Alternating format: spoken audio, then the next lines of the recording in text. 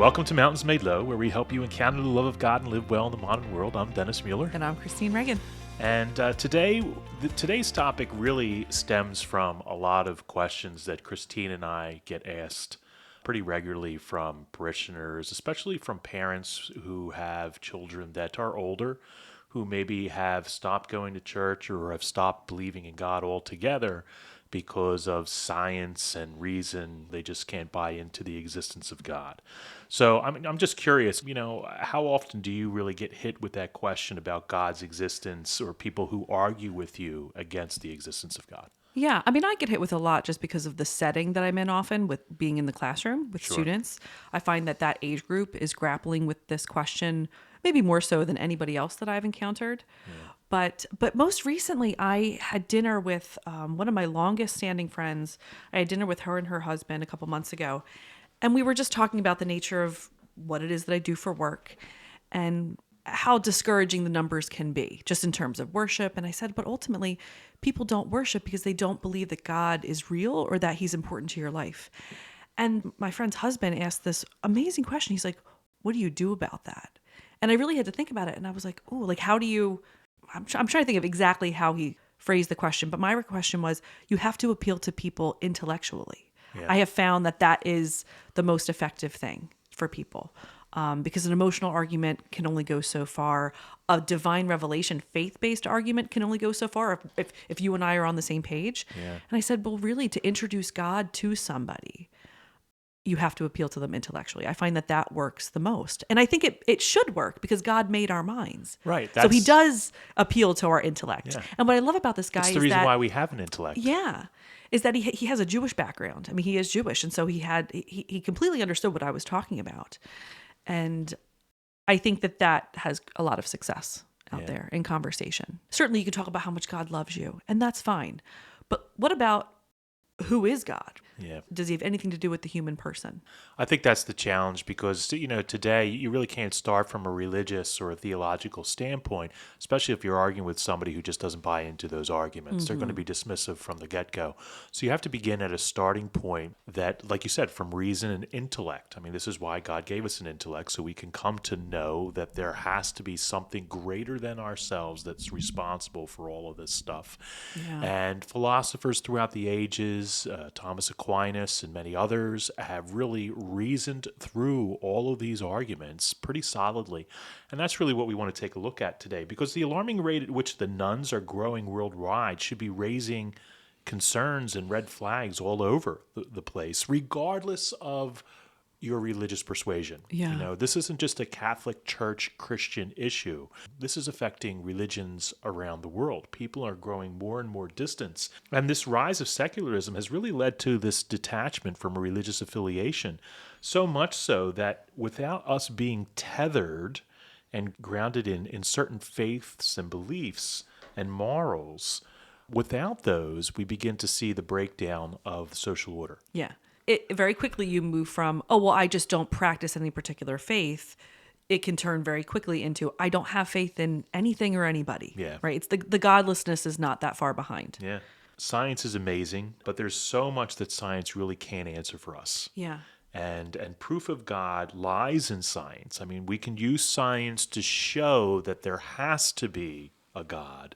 But it really, beyond that, it really can't tell us much about God. Yeah. Like faith extends much farther than science can go at this point. And science is able to go further and further and further. But I just see that as more of you're proving God more. You're proving God more. And one of the things you have to remember, too, is that the originator, the creator of mathematics, the creator of physics. I love how specifically sometimes you speak. The creator of chemistry and all those things is God himself. So while they might be able to point to the existence of God, they can't contain or explain God himself. Right. Barron does this thing where he talks about, he says, when you're using the term recognize, when you're recognizing something, it's like a recognition. You are seeing again something that you're rethinking something that's already been thought. Yeah. So you're not stumbling upon something that's brand new. You are stumbling upon something that God has already has previously created, and you're just making sense of it now. You're just discovering it now. It's like a painting. I mean, you look at a painting, and you can certainly appreciate the talent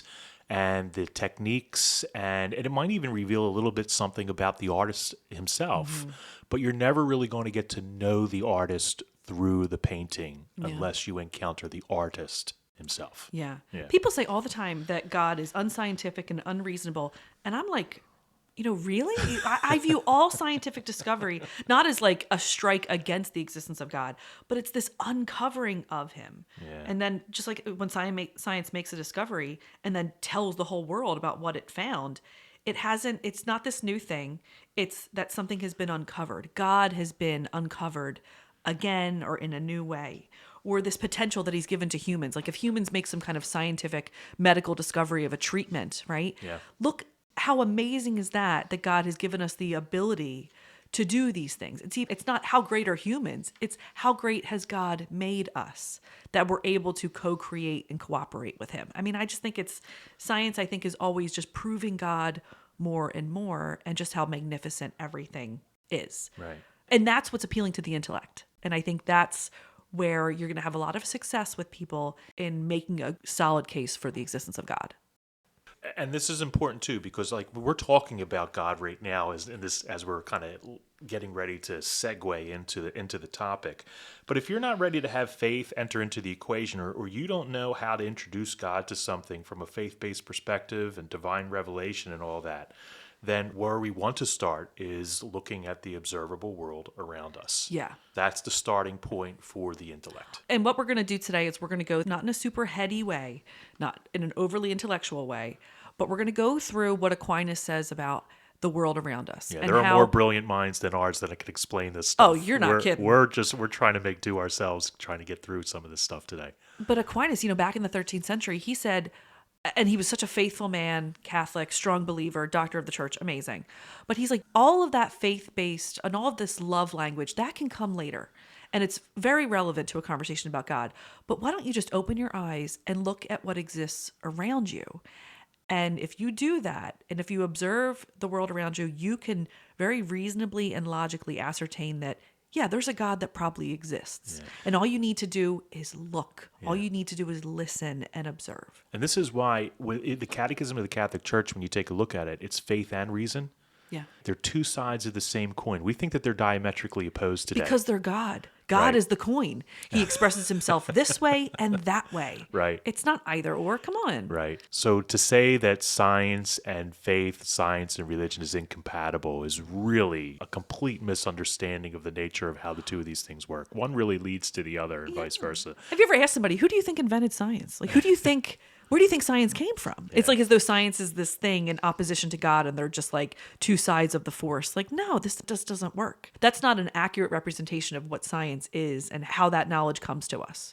So what I explained to my friend that night at dinner is that if you can engage people's minds and engage their logic, they become a lot more responsive, I think, to the stuff of eternal life that's revealed in divine revelation and in things like the incarnation and salvation. Stuff like that. So if you want people to talk about heaven, let's start with the world. Yeah. Yeah. And this will be good to help not only affirm the belief of those listening in the existence of God, but it'll also provide you with the means to have a real rational discussion on the subject that is rooted in philosophy and science, which is good. We want that rational argument to be verifiable and not just some type of heady, wishful thinking. People will either love to have you after this at a dinner party, or you will be uninvited very quickly. So it's and both are good. So So we're going to take a look at these 5 proofs that Aquinas has reasoned through. And again, he's not the forerunner of these. A lot of these proofs have been delved into in some fashion by earlier philosophers, but he really solidified things. They're attributed to him more times than not. Well, I mean, he really refined codified them in some way. Exactly. They're his arguments. But I think before we jump into Aquinas, some people may really ask, why not start with the Bible?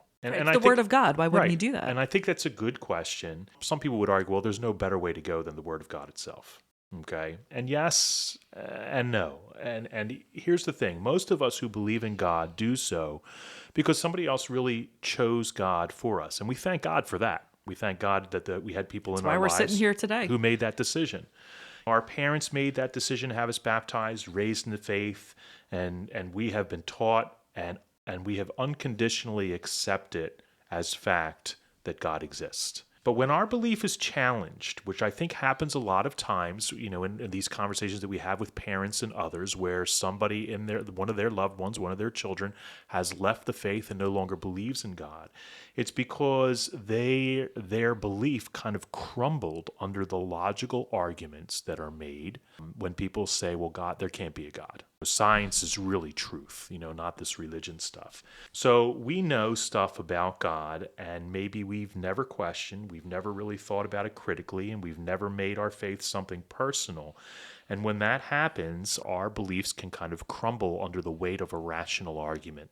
The good news is that Thomas's proofs, 5 proofs here, really provide us with the counter-rational argument for the existence of God. And once you have the reason part down, the matter of divine faith, the Bible, all of our religious beliefs, all of that stuff really comes to a head and is taken to a whole new level. Right. That just further exemplifies the truth of what it is. Yeah, that now we've we're shared understanding rationally the character of God and qualities of God, right? But you've established the foundation of He's real. Yeah. And I even think sometimes good, faithful, lifelong Catholics, these questions creep in. They have in my own life, right? God's real, right? Yeah.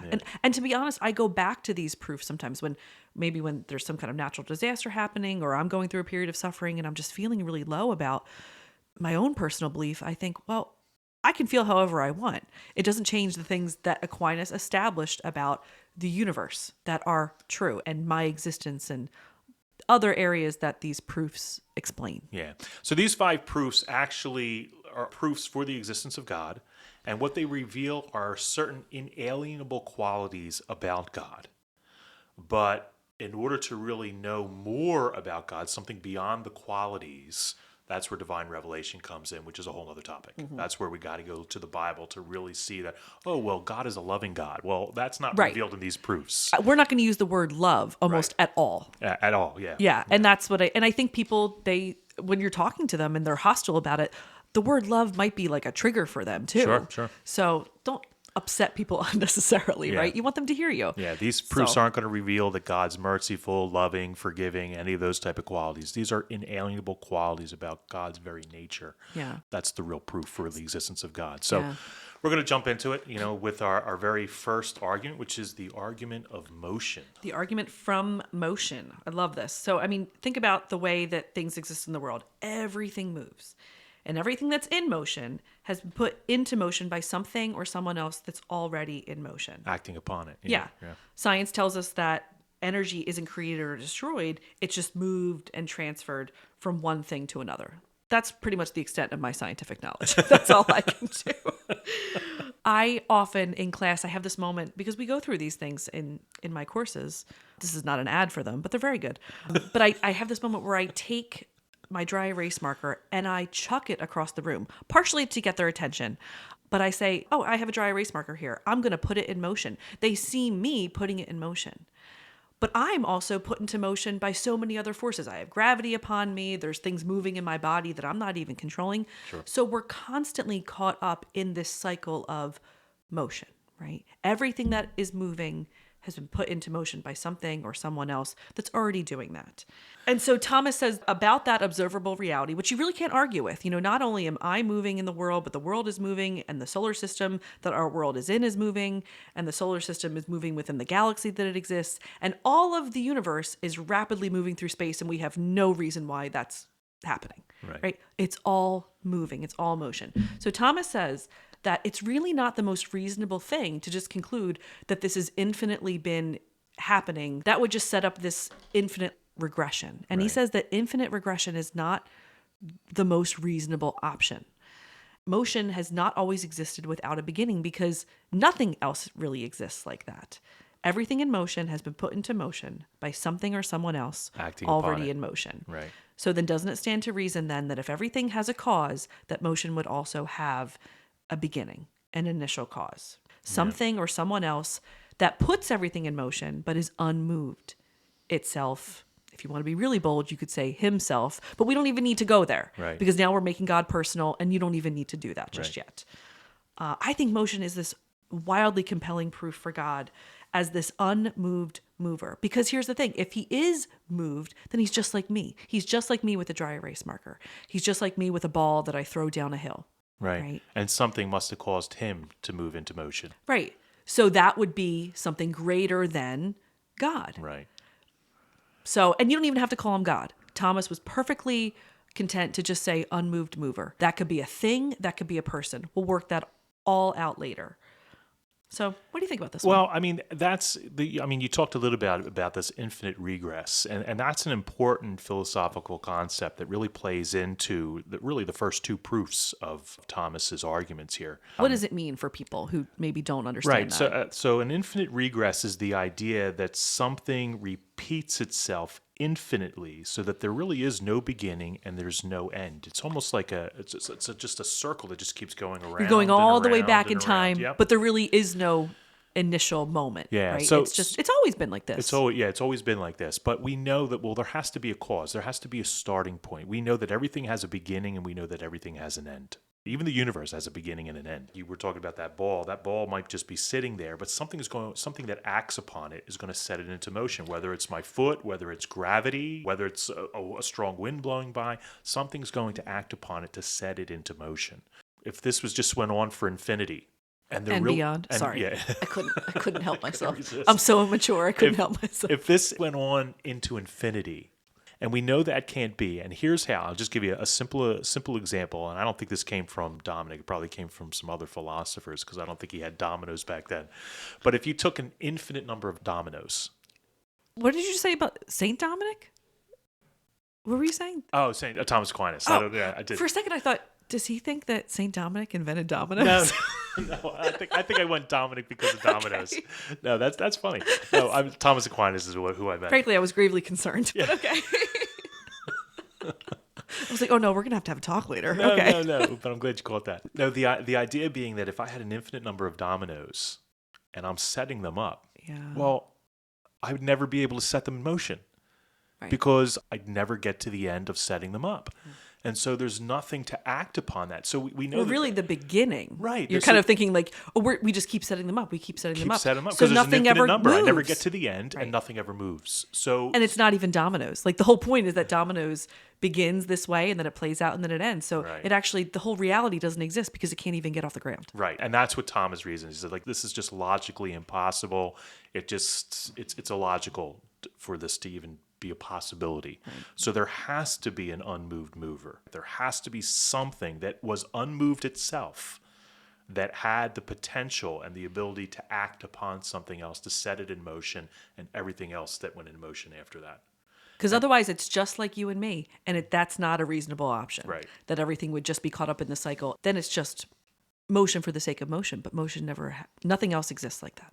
And that kind of leads us into the second proof, which is really the argument from the efficient cause. From the efficient cause. And they're kind of related. They are related. Yeah, because almost this causation one, like motion has to have a cause.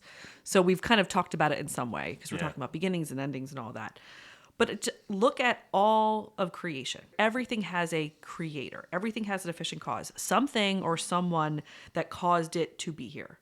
So I intentionally at this moment make my students deeply uncomfortable when I mention to them, remind them that their parents caused them to be. Just like, someone made my iPhone, some people got together and caused them to be. And I say that to my kids all the time. I love it. I love it because you see them squirm, but I always remind my kids, I always joke and say, you are the fruit of your mother and I's love. Right? Yeah. And it does. We don't think that way, but it does make you squirm when you think about it. Well, if I think about my parents, I'm like, please, just somebody wash my brain out with soap or something. But it's an important thing to realize. Like, how did I get it? You didn't make yourself, number one. And somebody else had to intentionally create you. So Aquinas asked, if everything has a starting point, if everything has a source, if everything has a cause, then it's really not the most reasonable option to just say that everything, again, infinite regress comes in. Yeah. It's not the most logical thing to just say things have always existed from the beginning of time, right? Well, no, everything has a beginning point in time. People, things, all of that. Going back to the domino example, I mean, it's great for both of these proofs. When we talked about it in regards to the first proof, you just can't have an infinite number of dominoes because then you never set anything in motion. And so that it's just logically impossible. Well, the same way is like if I'm setting these up, but they're infinite, well, then there's no beginning. There's no time when I started to set it up, and there's never going to be an end to the dominoes. They're just going to go on forever. And So if nothing else works that way, why would that work that way? Right. Yeah, nothing works that way. So that's, again, it's a logical fallacy. Everything's a product of like cause and effect. Yes. Right. People are the product of cause and effect. Things are the product of cause and effect. And so I always tell people, students, that yes, you could frame God like Aquinas did as this uncaused cause, or you could call him this uncreated creator, right? Because if he's created, once again, he's just like me. He's just like these things in the world. Right. So he's an effect. He's not the sole cause. Yeah, and this idea, I think, therefore I am, it's an unsatisfying answer, and it's kind of like an easy way out, because nothing just blinks into existence of its own accord or volition. There's always a cause to something's existence. The universe isn't infinite. Life is not infinite. Therefore, this cause and effect that we see must have had a beginning, and there has to be an efficient cause for that beginning. So something or someone that always existed and is entirely uncreated and uncaused, but the cause of all things to be, that's what Thomas would say would be the uncaused cause. Right. God. And if you want to call him God, we could, but let's start with the uncaused cause. Right. Okay, we're moving. So proof number 3. I find that things get a little bit more complicated at number 3 because 1 and 2 are so similar, but this one is very effective. This is the argument from necessity. Sometimes people call it the argument from contingency. So here Aquinas gets right at the root of this like philosophical question of why is there something rather than nothing? The likelihood is that there would be nothing rather than something. Sure. Right? The fact that all of this exists almost seems impossible. But our existence, you have to look at how you live your life. Our existence is very contingent. I'm not necessary. We like to think that we're like the center of the universe. Well, and maybe we're certainly you do. the center of the... Absolutely. We think that we are like kings of our little kingdoms. My wife reminds me all the time that I'm not. But I think that this proof is easily conveyed by saying that everything that exists is dependent. The minute you think that you're hot stuff, you have to be like, wow, I'm contingent on so many different resources and realities just to keep me here. I find so many things necessary. I'm dependent on so many things. And as much as I like to think that I'm necessary, I'm really not. If I wasn't here, the world would go on. The world would go on. Right. I'm contingent. The world is contingent. Everything in existence flows in and out of existence, right? Everything is caught up in the cycle of it's born and then it dies. Doesn't it stand to reason then that something would have to be purely necessary because we have so much contingency? Just to be able to use the word contingency, doesn't that imply that there has to be something that's not contingent? You're contingent on what? Other contingent things? Well, okay. Doesn't something have to be purely necessary for contingency to even exist? And that's what Thomas said. That's who Thomas says is God. Mm-hmm. God doesn't flow in and out of existence. He's not born. He doesn't die. He simply is. He is, or it is, if you even want to depersonalize it, God is that which is just necessary. Yeah. He who is necessary, if you will. So there really has to be something that is eternal and infinite, something that has no potential for non-existence. Thomas would say for him that's God. Is the one who finds nothing necessary. He just is, and he is the one whom all contingency rests. There has to be something. That something, for Thomas, would have to be God. Now, the possibility of non-existence is very, very I think real. this is such a cool way of looking at it. It's so, like, we really don't fathom, we can't possibly fathom the odds of us being here at this time, in this moment. Take an acorn, for example. If it's not planted and provided with the required fertilization, water, and light, then the pine tree will never exist. It's going to remain a pine cone. It's going to remain an acorn, okay? If my parents waited a day, an hour, even a millisecond to consummate their love and conceive me when they did, I would not exist. I mean... Well, let's get off this more quickly. No. No, But the I spontaneously generated right. it, but yeah. The probability of any single one of us being born has been calculated to be 10 to the 2,685th power. So that's like 10 with 2,685,000 zeros after it. Just to kind of give you something to compare that by. 4 to the 17th power, and that's 4 with 17 zeros after it. If we had that amount of silver dollars, that would be enough to fill the entire state of Texas 8 feet deep. Now, don't ask me who calculated that. Like, I forget where I saw that at, but it's phenomenal. It's staggering, and that's just 17 zeros. Because again, like you have to go back to your like great caveman grandparent. If your great grandfather zigzagged right instead of left, trying to run from that saber-toothed tiger, you wouldn't be here. Yeah. Right? You would not be here. So when you factor in all of those things, the timing and everything, you almost shouldn't be here. You should not. Yeah, when you look at all of that evidence. That's why Thomas says it's more likely that nothing should exist than something should exist. But here's the thing. We do exist. Yeah. I do exist. Yeah. I don't have to exist, but I do, which makes the conversation about why I exist so much more interesting, which is a different conversation. But like, think about it. I'm not necessary, but I'm here. And the God of the universe finds me necessary at this point in time for whatever mysterious reason, right? He loves me at this particular point in time. I mean, it does open up so many things that we really do need to eventually be reflecting on, because if I am here, then I'm supposed to do something. Right. My life has purpose. It has meaning. And the only one who defines that is the one who deems it necessary that I'm here. Right. We have answers for those theologically, coming from a religious perspective. But even philosophically, these are the existential questions that philosophers have wrestled with for years. Why do I exist? Science can answer a whole lot. What is my purpose? It can't tell me that. Science does not tell me my purpose. It tells me things that I can do to stay here and all that. But why am I here? Science has never been able to tell me that. Right. Because there's really no explanation or reason for why I'm here. The likelihood that I wouldn't exist is far greater than the probability that I would exist at this time and space. And just that there's one necessary being that's holding all of this together as everything passes in and out. He is just all that really there is. So just like there has to be an uncaused cause, who's the cause of everything, and just like there has to be an unmoved mover who set everything in motion, Thomas says that there has to be a non-contingent reality on whom all contingency rests. Upon whom everything else rests. There has to be an origin, a starting point for all of this that is itself not dependent upon anything else. Right. That is independent. God just is. He just exists. Yeah. Right? I forget who said it. God is the one whose very nature it is to exist. And I think coupled with that, I mean, Thomas kind of gets into this whole idea, like this uncaused cause, this unmoved mover, this non-contingent being has to be perfectly simple. Mm-hmm. That's really fascinating in of itself, because everything that we know is limited, defined by parts. The universe has a limited amount of matter and energy. Christine's coffee mug that she's drinking out of right now is defined by its limits. That you bought for me. Right. It has set dimensions and volumes. It's made of particular materials that are in and of themselves limited.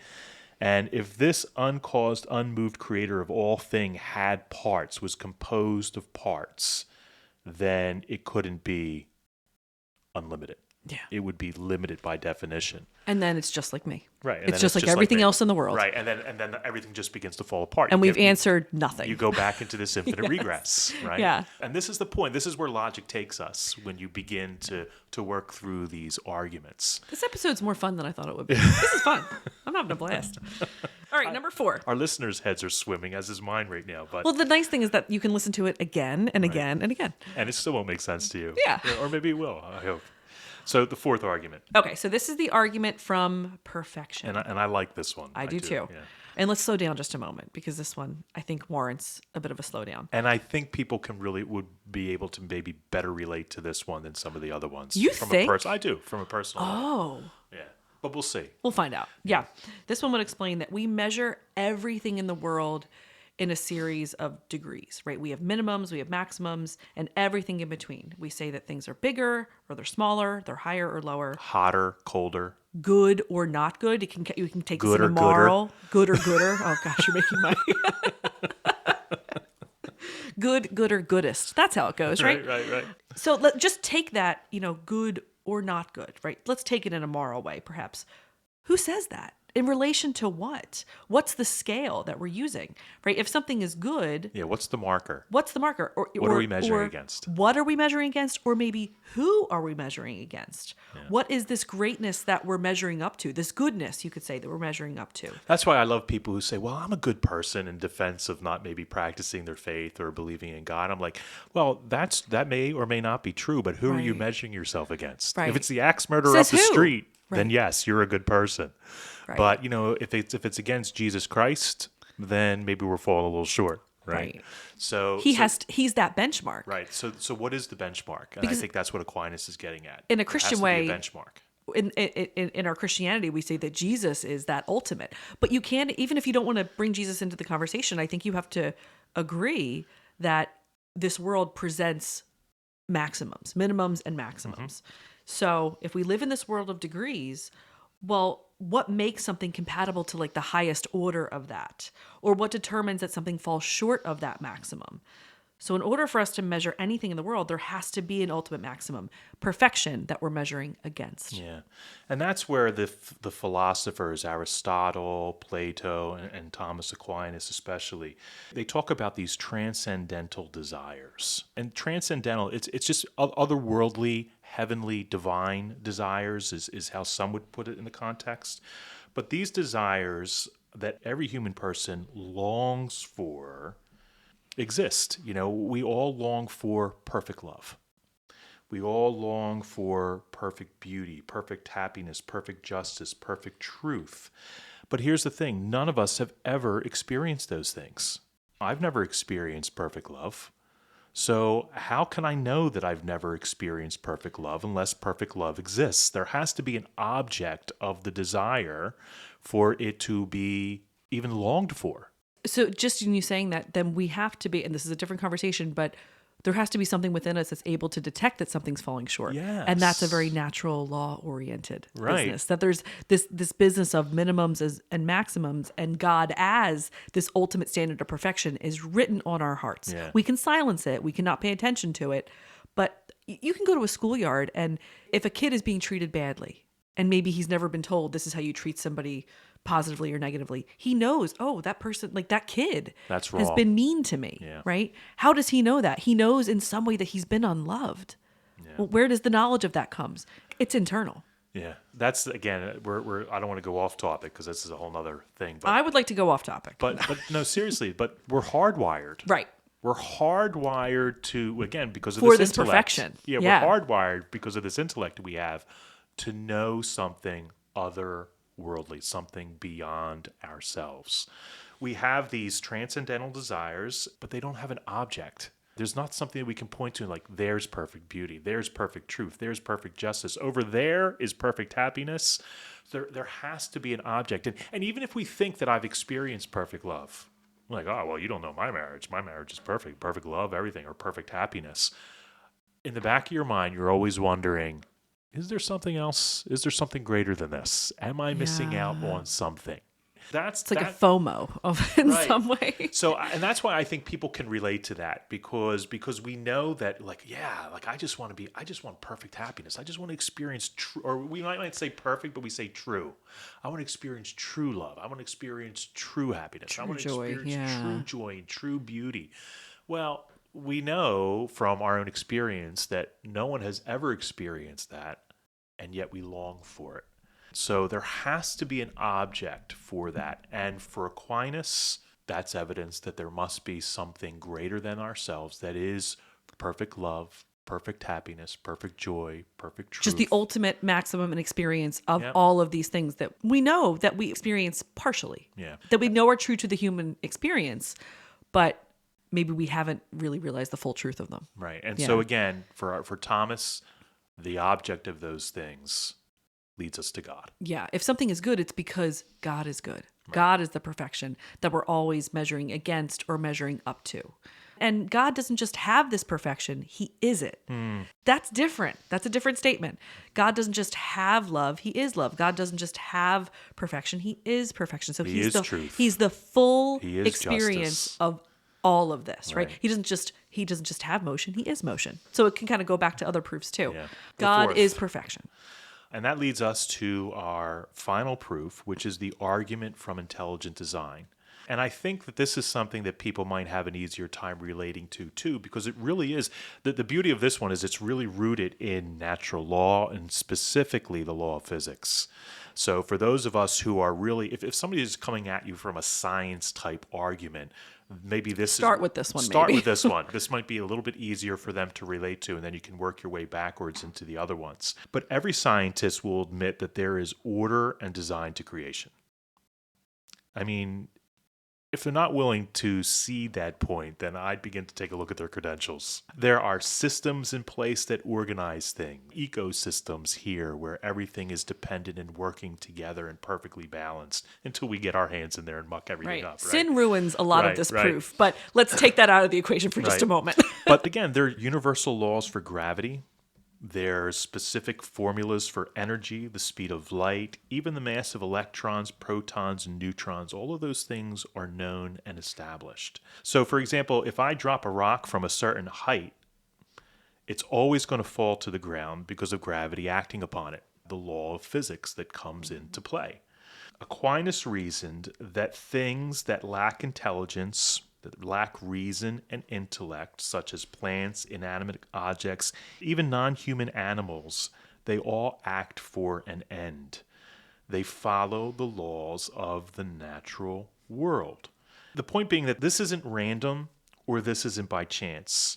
And scientists often refer to the fine-tuning of the universe, where you have these cosmological constants that are known and established by science.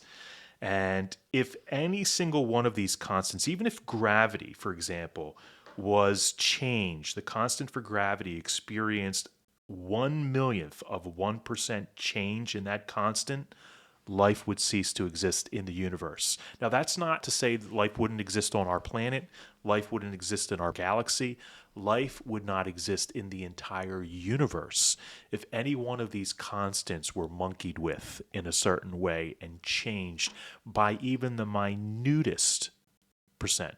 Amazing. Yeah.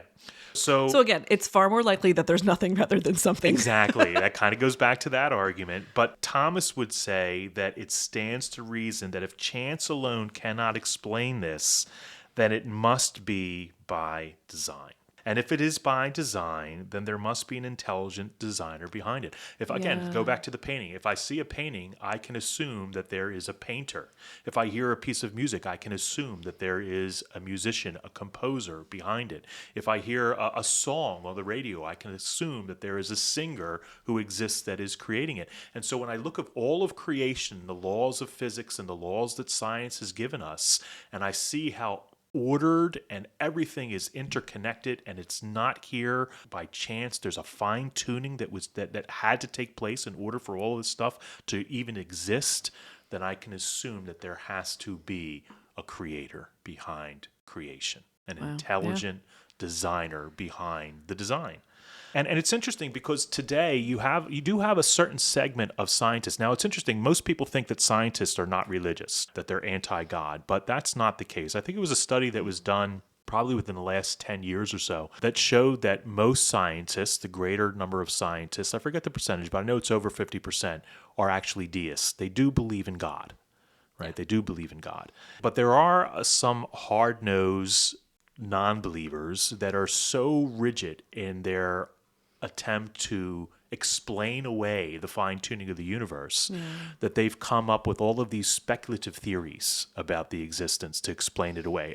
And speculative theories are just that. There's no scientific evidence. This is just somebody just spouting out a theory like, well, maybe it could be this, and maybe we should try to look to prove this. But things like the multiverse and other things that you hear in science, like bubble universes, all of These are new words yeah, to me. yeah. All of these things are all speculative science. There's no scientific evidence that points to these things, that points to the exist. There's nothing to back Even them the up. possibility of them. Even the You're saying it's possibility just- of them, right? Unlike the Big Bang Theory, there's plenty of scientific evidence that supports the Big Bang Theory. There's no such scientific evidence that supports things like a multiverse or a bubble universe. And so it's speculation. But the thing is, in the human psyche, we think that these things exist because things like Disney and Marvel have made them common day things. Isn't that called it's like the Marvel multiverse? The multiverse, okay. right. So that's the extent of my right. Marvel knowledge. So we have things like the shows with like Loki and shows with Spider-Man and Doctor Strange where this multiverse exists. I hate it, by the way. And they're all I absolutely interconnected. Is hate that it. the idea? Yeah, Okay. and they're interconnected. Even the latest Deadpool movie with Wolverine, it was all rooted in the multiverse because everybody knows Wolverine died in his very last show. But we were able to bring him back because of the multiverse, right? It's a great science fiction Sure. way to resolve problems, but to try to resolve the problem of fine-tuning of the universe, it falls flat. Right. It falls flat. But the argument from intelligent design is really, I love that argument because that's a good starting point for when you begin to argue. But I would encourage you, we're just giving you like a little synopsis. Sure. You yeah. really, I mean, these are things that we would encourage you to kind of maybe do a deeper dive in so you can understand it yourself and be able to articulate it in a way that maybe you and I are not conveying. I think about it in the sense of everything. Again, if you just open your eyes, you see how smart the world is. You'll see that it's moving. You'll see that everything has a creator. You'll see a lot of these proofs just right in front of you. How about just how intelligent everything seems to be on the smallest level, right? The cell, the atom, the cell seeks to divide and grow and all of that. And all of this is happening on the most microscopic level, right? Well, does anything just become accidentally intelligent? No, it doesn't. It seems as though, I think Thomas would say the more reasonable conclusion is that it's been endowed with this intelligence. Yeah. I think about like plants. They're facing one way in the beginning of the day, and they are intelligent enough to move with the sun. They know they have to stay alive. It seems as though everything in existence is ordered towards its best possible purpose. It's ordered towards self-preservation. It's ordered towards life. Things that don't have a rational mind even do this. Yeah. Cells, plants, things like that. Fido. Children, like babies, seek to nurse on their mother within the first 45 minutes of life. No one's told the baby to eat. The baby just is intelligent enough to know. And it knows what to look for. I have to, Right. I'm going to start rooting, right? There's got to be food around here somewhere. And it's just, is it more reasonable to think that everything just accidentally does these things? No. It's maybe been endowed by not one who is also intelligent, but intelligence itself. It's more unreasonable to believe that. It is, than yeah. reasonable. And I think about, we don't become accidentally knowledgeable about things. We go to school. We have teachers and books impress knowledge upon us. So doesn't it stand to reason that the world would be like that as well? Yeah. That it would be endowed with knowledge by the one who is pure knowledge. I think that's way more reasonable. And let's just say, like, down the line, science is able to provide proof for the existence of a multiverse or these bubble universes. All that does is just move the proofs that Thomas Aquinas is really putting forth back one step. Because then you have to get back into, well, what is the uncaused cause, the unmoved mover? Right, who made the multiverse, Who made folks? the multiverse, right. It just moves it back a step. It doesn't destroy any of these. It's just Yeah. like, okay, let's reevaluate it in light of new scientific knowledge. Right. It just moves it back a step. It's not going to be able to explain this stuff away. Also, that's not going to happen. I can't imagine. Or we're not going to be here to figure it out Right. anyway. Can the listener just imagine an infinite number of Christines existed in other universes? Can you imagine this world? Oh my gosh. It's a horror flick. Well, think about, okay, a multiverse. Does our world here and heaven, I mean, we can cross over to some existence between the two. I mean, there's a relationship between these two. I don't know. Is that kind of like a multiverse? No. No. All right. Fine. No. It's just another state of being. Okay, fine. Yeah. I'm wondering if there's anything no, there. it's good. No, It's fun yeah, to think about. no, I Again, know, I'm not I saying know. that heaven's a place. I know heaven's not a place. There's different ways in which we can exist. And when we celebrate the liturgy, there's a oneness between these two states of being. So, Yeah. just talking. It's interesting, but that's It's interesting. Yeah. So where does all this stuff lead us? It leads us to what we can know simply through intellectual reasoning, that there has to be an uncaused cause, that there has to be an unmoved mover, that there has to be something or someone out there who is perfect, who is simple, who's unlimited, who always is, doesn't flow in and out of existence, and who is knowledge itself. Yeah. And he's the reason that anything else, or it's the reason that anything else can grow in knowledge. And these things are simply true. Right. And this it and this who, regardless of it or who, it's God. The purpose of these theological proofs is to prove that there has to be this being or this entity that exists. We're not trying to depersonalize God. Right. I don't want you to misunderstand. But if you make him personal right away, well, then how is he personal? That's a theological conversation. Right. I don't know that people are always ready for that. Right. So let's just establish. So we're just going just from the philosophical, scientific standpoint. All of the evidence, these proofs, lead us to a conclusion that there has to be an uncaused, unmoved, perfectly simple, unlimited, eternal, always existing, never created being who's real. He really exists. That brought everything else into existence. And again, for Thomas, coming from a religious perspective, he would say that was God. So we can use... And that's enough for today. Yeah, that's enough for today. Amen. But this is the starting point. This is the rational argument. You'll notice that we didn't talk about divine revelation. We didn't really talk about the incarnation of Jesus Christ. We didn't, we might have mentioned... We didn't use a lot of love language. We didn't use love language. We didn't go into the Bible. There's no scripture quotations or anything. All of this stuff is based upon intellectual reasoning. And we can only do that because somebody gave us a brain. Right. So... Who is this unmoved, uncaused totality of all knowledge, right, and yes. everything. He's all in all, folks. So hopefully this better equips you to strengthen your own belief in God, right? Or at least to know what the counter arguments are. Yeah. When people say, well, I don't believe in God. I'm a man of science. Oh man, I heard a kid getting confirmation prep. Watching Nacho Libre. Oh my gosh. I believe in science. 10, 15 years ago, we were on retreat and he says, the words he used was, I am a man of science. And then I just kind of hit him with all these stuff, and he too, yeah, buddy. and he didn't know how to respond to that. I'm like, well, how do you explain this? How do you explain this? Science proves the existence of God. If you're a man of science, you cannot come away from that not believing in God. Right. You can deny it, just like I can throw away my belief in Jesus Christ anytime I want. Right. You're free to deny it, but you're denying truth. So that's it. And you're a loser. No, I'm just kidding. Look at that. I'm totally kidding. I'm totally kidding. I wonder what the other Christina in one of these other multiverses, how she would end that. One's probably still asleep. One is... I think that's really good. Something I wanted to say is that as we're discovering how to do social media things, how to enter this world of podcasting, even though we're almost a year in, we're still learning new things all the time. If you like things, if you subscribe to things, it helps us with all of our algorithms and stuff like that. So if you communicate with us over our Podbean or our social media, it helps get this ministry out to more people. So if you're enjoying these podcasts, if you like what you're hearing, you can help us grow our ministry by commenting or liking us on whatever platform you're listening to us on. Yeah. It's very helpful. Again, shoot us an email if you have questions at mmlpodcast@outlook.com. Our website is mmlpodcast.com. Prayer intentions, all those things, requests, just shoot them. We'd love to hear from you guys. All right. We'll see you next time. All right. God bless.